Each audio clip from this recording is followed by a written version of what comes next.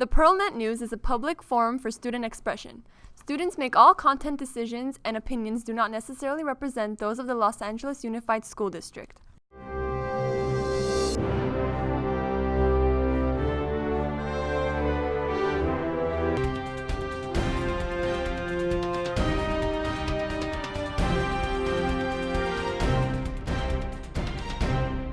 I'm Nicholas Manini, the news director at PNN. Welcome to our roundtable discussion. This time I'm again joined by Valentina Kumar, Hello. Adalia Vallejo, Hi. and our news anchor, Jennifer Sahakian. So our topic this time is the music program being cut here at Daniel Pearl Magnet High School for the next semester, the spring 2016 semester.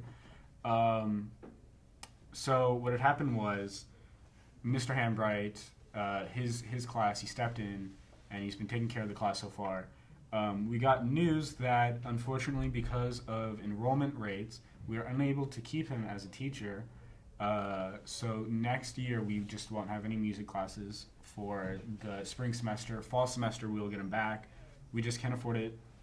So due to enrollment rates, Mr. Hambright's class was cut for the spring of 2016 semester. Fall semester we'll have him back, but this causes a lot of unseen problems. First off, where are all of the kids going to go? We have a lot of freshmen and other students in his classes that have to be taken out and put into other classes, which some are full. So problems like that. My first question to our guests are, do you guys think it's okay to keep regarding these non-quote-unquote essential classes as second-rate education? I mean classes that aren't math, English, science, or history. Arts mostly are being, thrown out or thrown in depending on how many students we have. What do you guys think? I think we need them because in order to graduate, we need electives. And those are elective classes. And if you keep taking them out, then something's got to change around the school. You bring up electives. That is the visual and performing arts elective, Yes. and other electives like that.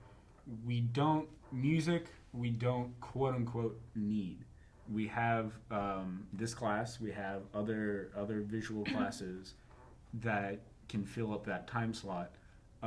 You were talking about all these students, like where are they going to go? It's not like you could keep putting people into this classroom or dance because it's going to be way too full. I think you do need that. I think you do need music though, because I was talking to Torres and then she was like, "Did you do an art or something like that?" And then I was telling her how I had Middlebrook, and then she was like, "No, but did you take guitar or piano or anything of that sort?" So I think you do need that to graduate. Yeah, it's a requirement to graduate. Yeah. Mm-hmm. Okay. So other than it being a requirement, what do you guys think about classes like this just being thrown in and thrown out? Well, I mean, it was implemented during the middle of the semester, so that's gonna have a really big impact on the class sizes, and it's gonna have an effect on the school and how the children are gonna learn. I feel like everyone's just kind of going to be stuffed into Middlebrook's class just because the only dance period there is 6. So, I mean, that one will have room because a bunch of seniors are switching out next semester. But, I mean, that's only enough for 6th period and not for all the rest of the classes. And then also that means that everyone's schedule is going to get messed up who's in that class just to get them to fit into an elective class. Or what about the students who want to take a keyboard class or a music class or a guitar class and they can't?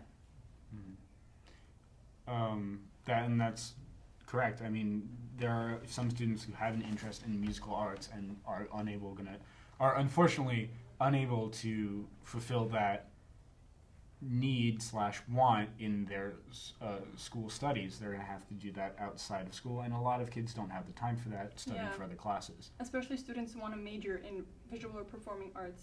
In college. Yeah. Yeah, I agree. I think that for kids who want to pursue a career in these fields, to not get started in high school is way too late. And there is the option of doing it outside of school, but like I said, there's AP classes some students are taking, and if we can't get that started as a need for school, it becomes, out of the way where we don't do it. Yeah. Now, I'm under the impression that there are at least 3 electives that I know of during our 6th period. We have I think it's a photography class open, kind of.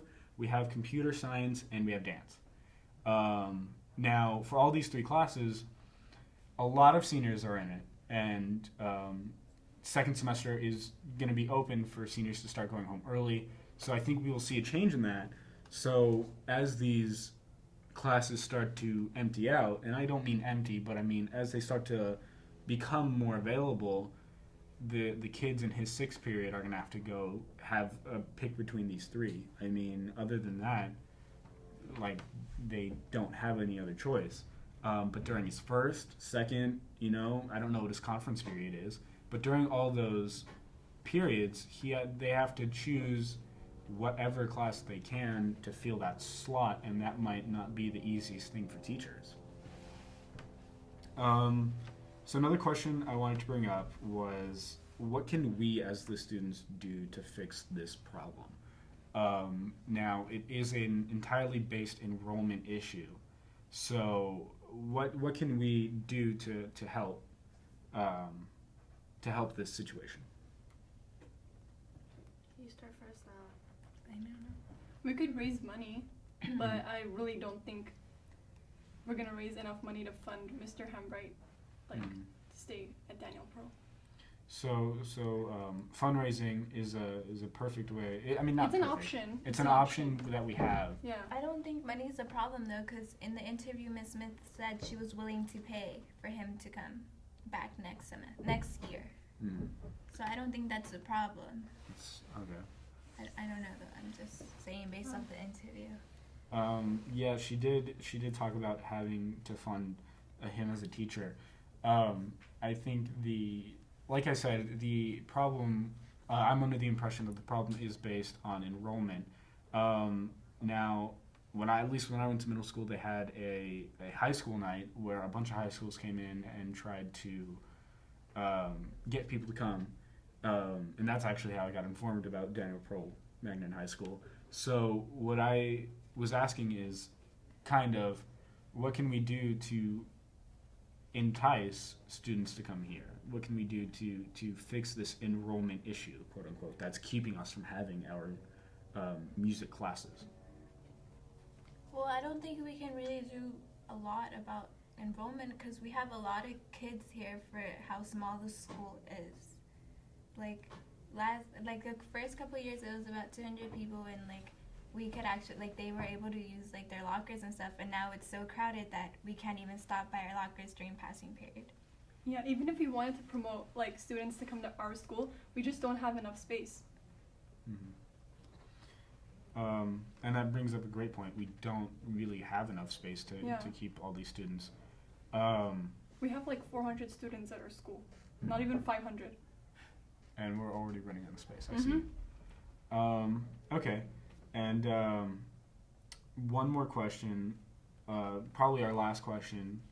If you guys could change the policy, what would you change? So, I mean, if hypothetically you guys could change this, what would you change about these non-essential classes? What would you do? I'm asking if you hypothetically, if you could change what's happening, not just at our school, but as LAUSD policy, which is keeping these classes as a throw in or throw out. What would you do to change that if you wanted to? I think they should become permanent classes. They can't make you said we're talking about every elective, right? They treat it as something that we don't need, and they have to look at it, and we do need electives to graduate, and they look at electives as something that we don't need and we're just using to Pastime. Exactly. Thank you. Mhm. For pastime, and it's not like that. It's not like we just need English or math and stuff like that. Some people, like she said, are interested in majoring in music Mhm. or in photography or in anything that has to do with the elective, and if you don't have it, then that could like potentially hurt them. I actually just thought of a way that students can still maintain music at school is if they created some sort of club. I mean, for those students who really, really, really love music and still want to, be a part of it, they can create a club. Like there's the anime and gaming club, I believe there's a Bible club, I'm not sure, but they can create a music club if they wanted to, and if they so desired. They can have instruments and maybe students could participate and join. So that's a way to keep the music program alive at Daniel Pearl without a music teacher. So I agree. I think that a club is a great way to promote music in our school. I mean, we have a bunch of instruments in this classroom. We have a lot of the tools, but what we're going to be missing next semester is the teacher. That's all we're going to be missing. So I agree. I think that any students who want music should take it upon themselves to create a club. Yeah, it'd be like a student-oriented class. So. Do you have any idea? Okay. Thank you. That's all the time we have for the music section of our roundtable discussion.